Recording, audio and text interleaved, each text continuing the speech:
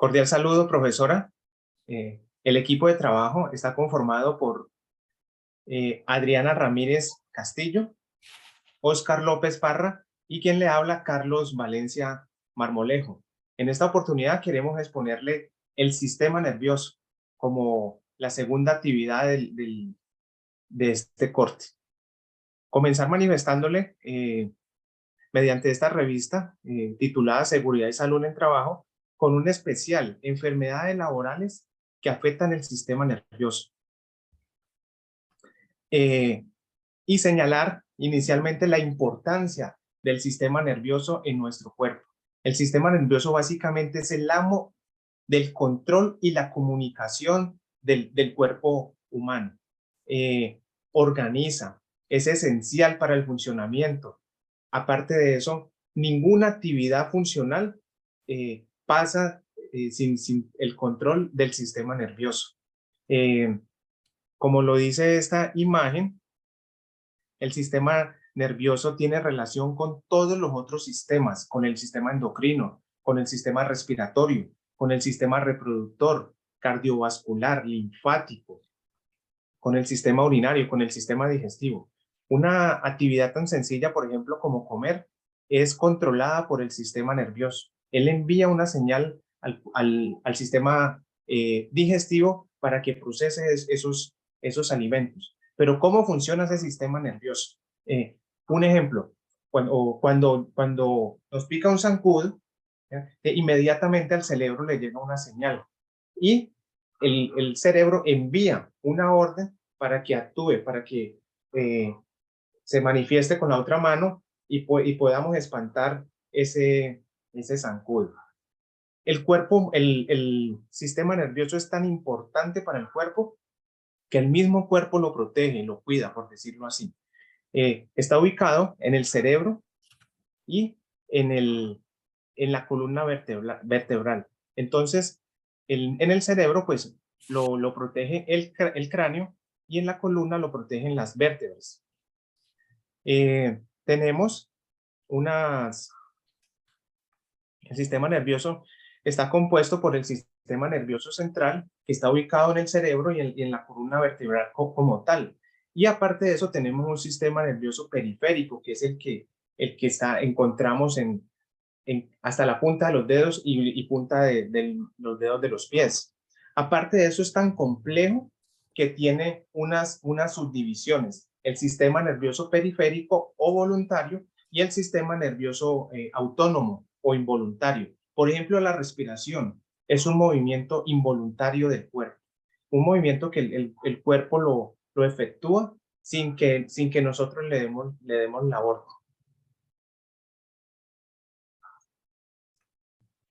Aquí encontramos también cómo desde el cerebro se controlan todas las funciones vitales, los sentidos, la vista, el olfato, el tacto. ¿Ya? Es un sistema muy complejo. Las estructuras, encontramos también el tálamo, el hipotálamo. Cada una de estas partes tiene una función especial, esencial en el cuerpo humano. El epitálamo, el mesencéfalo, el bulbo, por ejemplo. Aparte de eso, como lo indiqué anteriormente, la protección que hace el cuerpo del sistema nervioso, la médula espinal. Hay aparte de eso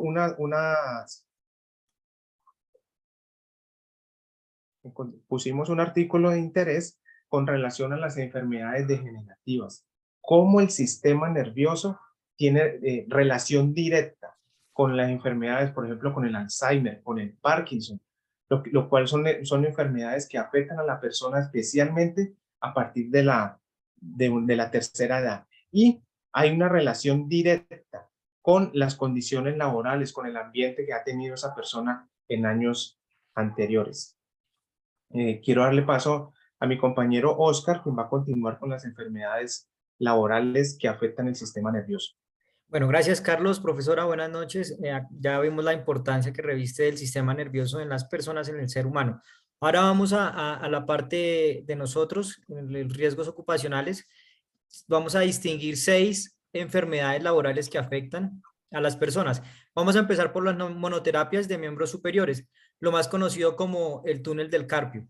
De manera general ocasiona lesiones en un nervio que se denomina el nervio periférico por diversos mecanismos. Esto se genera a causa de movimientos repetitivos en donde ejerce una cantidad de fuerza determinada, con posturas en los miembros superiores de alta demanda y tareas manuales normalmente son con movimientos con herramientas que producen vibraciones. Manifestaciones clínicas principales: torpeza en la mano al agarrar objetos, entumecimiento y hormigueo en el pulgar y en los 3 dedos siguientes en ambas manos, entumecimiento y hormigueo en la palma de la mano, dolor que se extiende por el codo, entre tantas otras manifestaciones. ¿En dónde se pueden producir o se generan estas enfermedades? ¿En qué puestos? Por ejemplo, en las sastrerías y costurerías, personal de limpieza, cocineros, pianistas, guitarristas. Vamos a hablar de la segunda enfermedad. Hablamos de la lesión del nervio radial. Este va desde la axila, bajando por la parte posterior del brazo hasta la mano. Es una lesión que se causa por los movimientos externos, movimientos de hiperflexión e hiperextensión en ese nervio responsable de la sensibilidad de la cara posterior y lateral de los brazos y antebrazos. ¿Cuáles son las manifestaciones principales clínicas? Sensaciones anormales en la parte posterior en la mano o en el dedo pulgar, en el segundo y en el tercer dedo.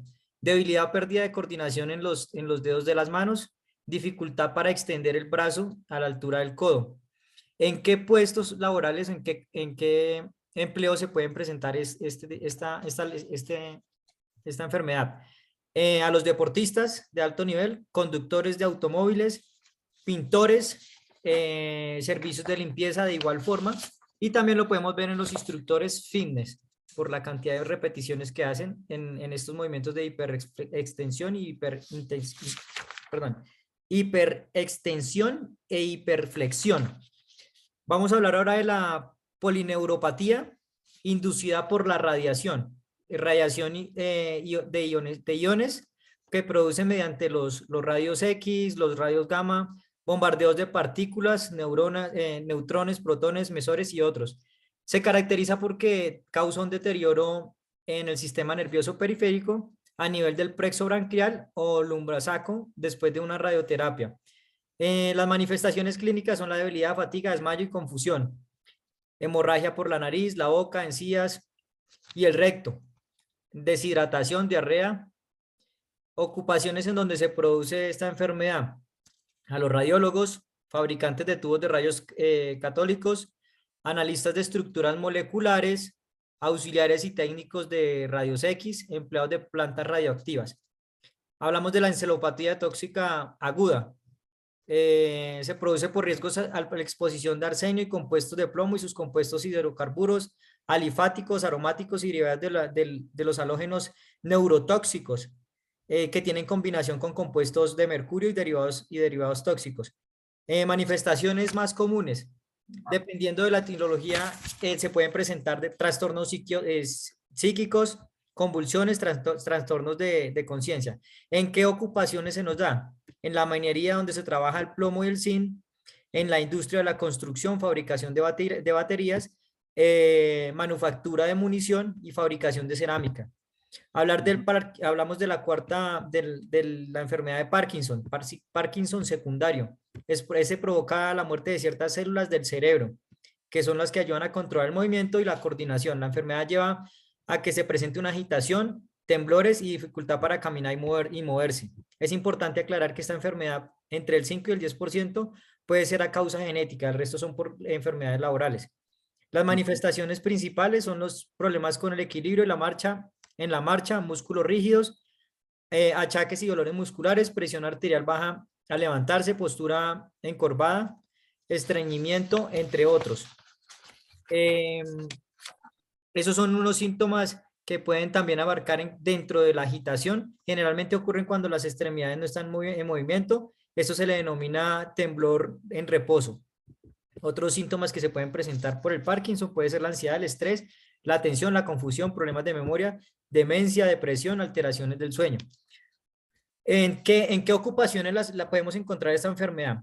En los mineros, donde se utiliza el manganeso, en las trituradores y manipuladores de metal, fabricación de aleaciones de acero, cobre y aluminio, en los que trabajan con decoloración de vidrio.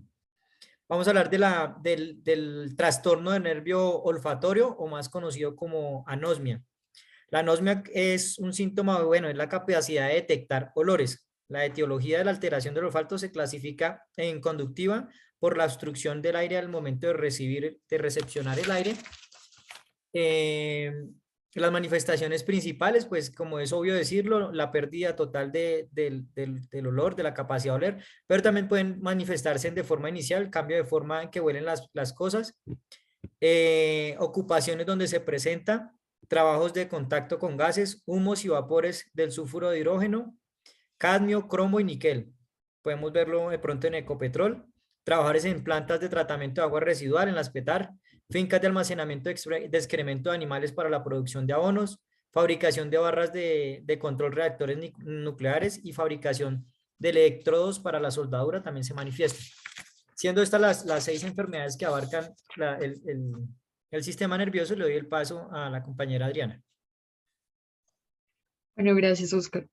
Entonces, finalmente es necesario hablar sobre las intervenciones. Entonces, pues también una vez más se resalta la importancia de establecer los programas y las políticas relacionados con seguridad y salud en el trabajo, pues todo esto con la finalidad de cumplir con la normatividad que hay pues actualmente y está vigente para así brindar la protección en cuanto garantizar la salud del trabajador y que pues esté óptima y esté pues bien de acuerdo a su entorno laboral.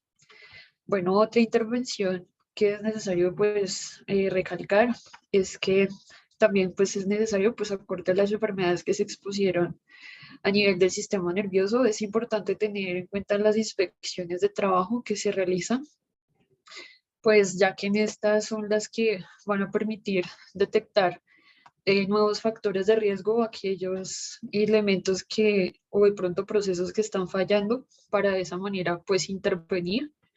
Importante pues apoyarse de herramientas que ayudan pues a esa evaluación y a esa detección con la herramienta como la GTC 45. Por otro lado, también se radica la importancia de estar al tanto, tener la vigencia del decreto 1477 de 2014, en el cual se establece la tabla de las enfermedades laborales.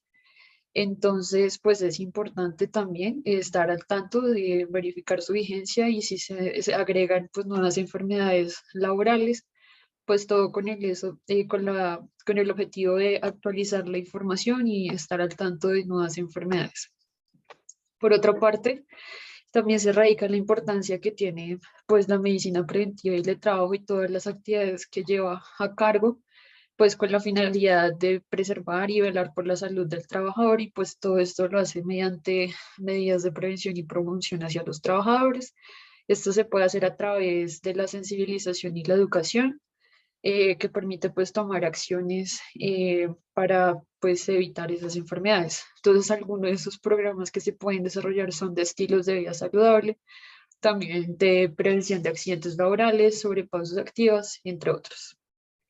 Seguidamente, bueno, relacionado con su programa de medicina preventiva y de trabajo, se recalca pues esa importancia de la detección de las enfermedades que se causan por la actividad laboral, y si esta pues ha sido, digamos, ya ha sido diagnosticado, de pronto está en un estadio pues de mayor afectación que pueda afectar al trabajador, pues se hace importante realizar una reubicación de este para así pues que el trabajador se pueda adecuar de acuerdo a sus condiciones psicofisiológicas.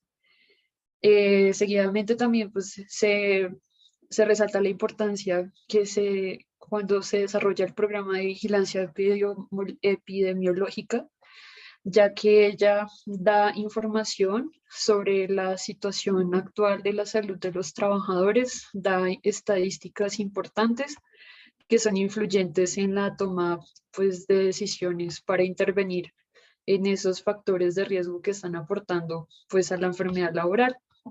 Seguidamente se resalta pues, los exámenes médicos ocupacionales, que aportan también a la información relacionada pues, a estas enfermedades, también para monitorear cómo se encuentra la salud de los trabajadores antes, después y después antes, durante y después de ejercer la actividad laboral. Pues todo con ello con la finalidad de dar las intervenciones tempranas, o si ya es tardía, pues de igual forma intervenir de acuerdo pues al estadio de la enfermedad. Seguidamente también se recalca los niveles de control de riesgo que existe y se propone la ISO 45001.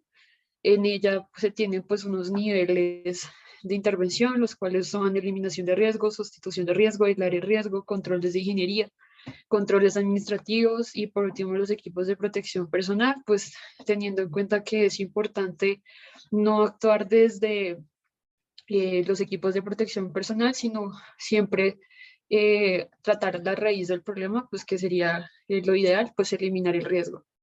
Y ya algunas intervenciones pues a nivel pues más específico de acuerdo a las enfermedades expuestas y de algunas acciones que se pueden tomar desde seguridad, salud y trabajo para la enfermedad del túnel del carpo, pues se pueden elaborar programas de pausas activas en los cuales pues van a ayudar en el caso de ofrecer o de hacer un plan de ejercicios en los que ayuden pues a disminuir ese estrés que pasa los nervios cuando están en los trabajos relacionados con esta enfermedad.